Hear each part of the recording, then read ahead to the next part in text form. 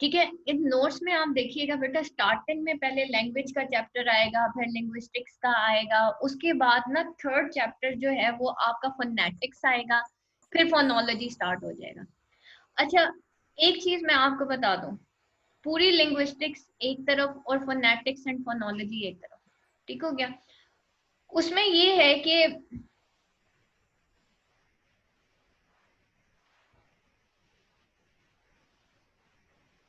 अच्छा, उसमें ये है कि बेटा जब आप लिंग्विस्टिक्स मतलब सॉल्व करते हैं, आपके बहुत सारे कुछ टॉपिक्स ऐसे हैं जो आपके लिंग्विस्टिक्स की बुक में नहीं है। ये एनकेएम की ही बुक है, जो एनकेएम और फेमस का कॉम्बिनेशन है, जिसको टाइप करके आपके सामने रखा गया। बिकॉज मुझे पढ़ाना होता है ऑनलाइन, और मैं कोशिश ये करती हूँ कि जो अवेलेबल मटेरियल है मार्केट में, जो एक्सेसिबल है टू एवरीवन, मैं वो पढ़ाऊँ।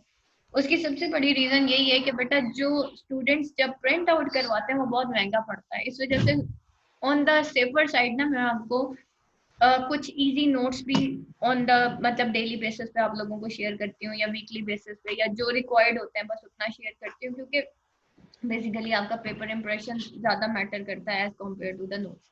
ठीक है, गाइडेंस आपको मिल जाती है। अच्छा, लिंग्विस्टिक्स में ना एक चीज आपने थोड़ा सा ख्याल रखना है, सबसे पहले जो मार्क्स गेनिंग टॉपिक्स हैं पहले आपने वो करने हैं, लाइक लैंग्वेज और लिंग्विस्टिक्स। ठीक है, जो फर्स्ट टू चैप्टर्स हैं, इन फर्स्ट टू चैप्टर्स से मिलके एक क्वेश्चन बन के आता है, यानी कि या लैंग्वेज में से आ जाएगा या लिंग्विस्टिक्स में आएगा, जिसमें लैंग्वेज में आ जाता है language and characteristics of language, फिर ह्यूमन एंड एनिमल कम्युनिकेशन, यानी कि उन दोनों में डिफरेंस क्या है।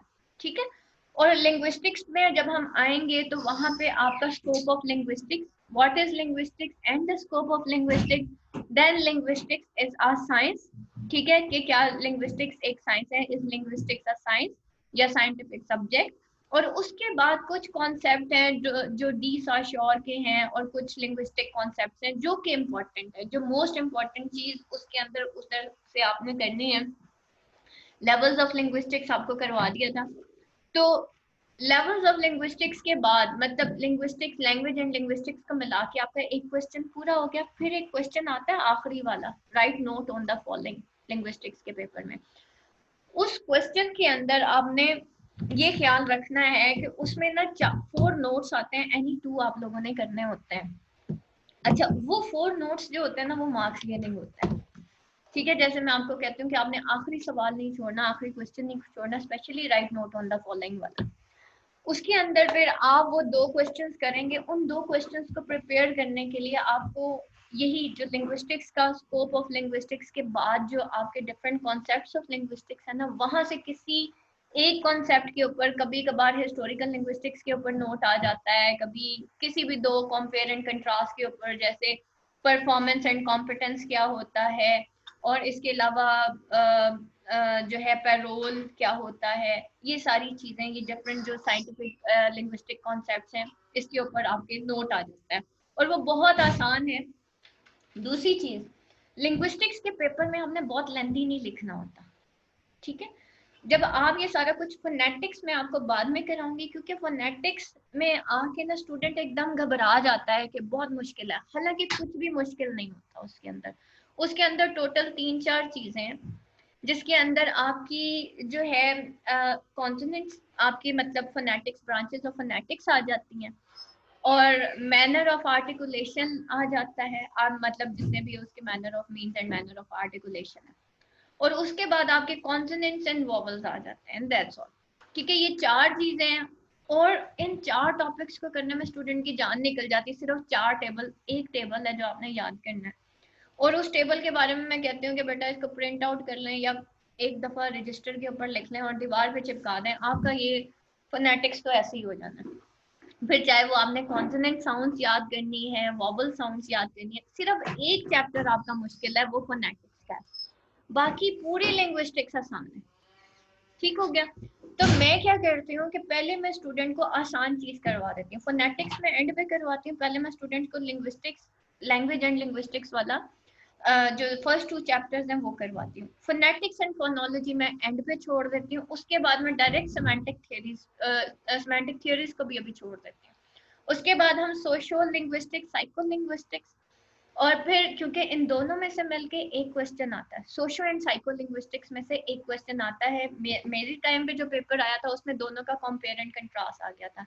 इसी तरह से फोनेटिक्स एंड फोनोलॉजी में से मिलके एक क्वेश्चन आता है। फोनोलॉजी नॉर्मली नहीं आता एग्जाम्स में, फोनेटिक्स में से 50% पेपर बन के आता है, इसलिए फोनेटिक्स बहुत इंपॉर्टेंट है। और बाकी 50% जो है वो आपका लिंग्विस्टिक्स कवर करती है, बाकी चैप्टर्स। अब जरा चैप्टर वाइज नोट कर लें। लैंग्वेज एंड लिंग्विस्टिक्स में से एक क्वेश्चन आएगा, उसके बाद जो है फोनेटिक्स में से तकरीबन 2 से 2.5-3 सवाल भी आ जाते हैं, यानी कि वो आपका 25 + 25 एंड 25 75 मार्क्स का पेपर भी आपका फोनेटिक्स में से आ सकता है और आया भी है। ठीक है, 2 सवाल आपके फोनेटिक्स में से आते हैं, कभी 2.5 भी आ जाते हैं और कभी 3 भी आ जाते हैं, तो फोनेटिक्स इज वेरी इंपॉर्टेंट। ठीक है, उसके बाद जो है अगर हम ऑन द सेफर साइड पे जाएं, on the safer side morphology के ऊपर नोट मस्ट आता है, हिस्टोरिकल लिंग्विस्टिक्स के ऊपर नोट मस्ट आएगा, सोशल लिंग्विस्टिक्स के ऊपर और साइको लिंग्विस्टिक्स दोनों में से एक टॉपिक मस्ट आता है। 3 सवाल ये हो गए, और लैंग्वेज एंड लिंग्विस्टिक्स एक सवाल आपका ये हो गया, 4 सवाल आपके पूरे हुए। ठीक हो गया। अब बाकी जो पेपर आपका बन के आना वो फोनेटिक्स में, टोटल आपके 7 क्वेश्चंस आते हैं। ठीक हो गया, 3 सवाल, 2.5 से 3 सवाल आपका फोनेटिक्स कवर करती है, 4 सवाल आपके बाकी जो है पूरी लिंग्विस्टिक्स की बुक कवर करती है। बाज़ औक़ात ऐसे भी होता है फोनेटिक्स में से 2 सवाल आ जाते हैं, और बाय चांस मेरी दफा में से फोनेटिक्स में से एक भी क्वेश्चन नहीं आया, ऐसा भी हो जाता है। ठीक है, तो हमें ऑन द सेफर साइड जो इम्पोर्टेंट टॉपिक्स हैं सिर्फ वही करने होते हैं। इम्पोर्टेंट चैप्टर्स अगर हम इम्पोर्टेंट करें ना, तो अगर आप फर्स्ट 5 चैप्टर एनकेएम की बुक से कर लेते हैं, और उसके साथ साथ फर्स्ट 5 चैप्टर्स में आपके लैंग्वेज लिंग्विस्टिक्स फर्स्ट 2 चैप्टर्स हो गए, नंबर 3 फोनेटिक्स, नंबर 4 फोनोलॉजी, उसके बाद social linguistics and psycho linguistics, ये फर्स्ट 6 चैप्टर बनते हैं आपके। और उसके बाद मॉर्फोलॉजी, इतना भी मॉर्फोलॉजी तक भी अगर आप कर लेते हैं तो आपका पेपर सॉल्व हो जाता है। एक आता है सेमेंटिक्स का आपका चैप्टर है आपके लिंग्विस्टिक्स की बुक में, वो जो सेमेंटिक्स का जो आपका चैप्टर है उसमें से वो जो सेमेंटिक थियरीज हैं वो मस्ट आती है।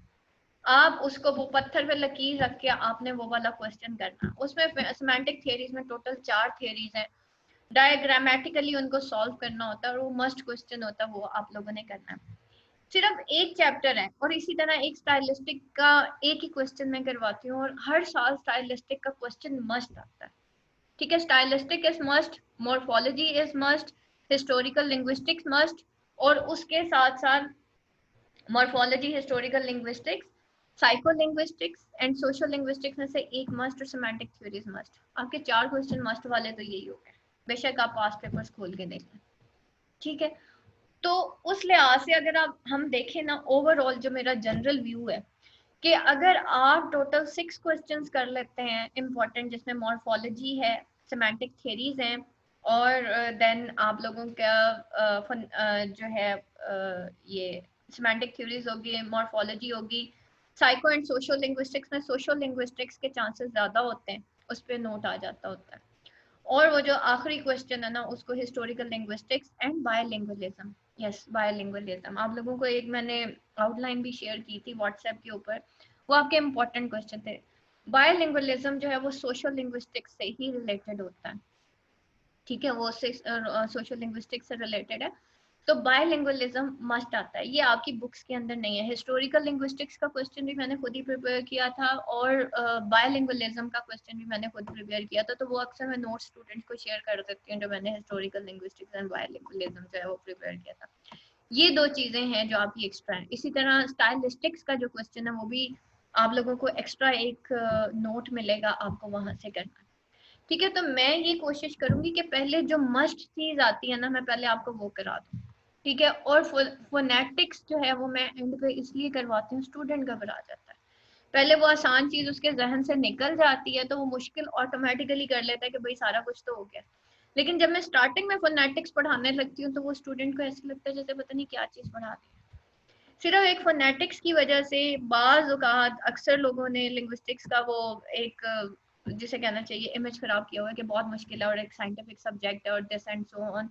यकीन जानिए बेटा, ये 10 से 12 सवाल अगर आप क्वेश्चन कर लेते हैं, आप पेपर के अंदर 80 to 85 मार्क्स भी ले सकते हैं। लेकिन प्रॉब्लम ये होती है, जैसे अब आप सारे बिल्कुल एंड पे हैं, फिर भी आपके पास 1 मंथ इज लेफ्ट। आज देखें 6 तारीख हो गई है, 6 है टुडे।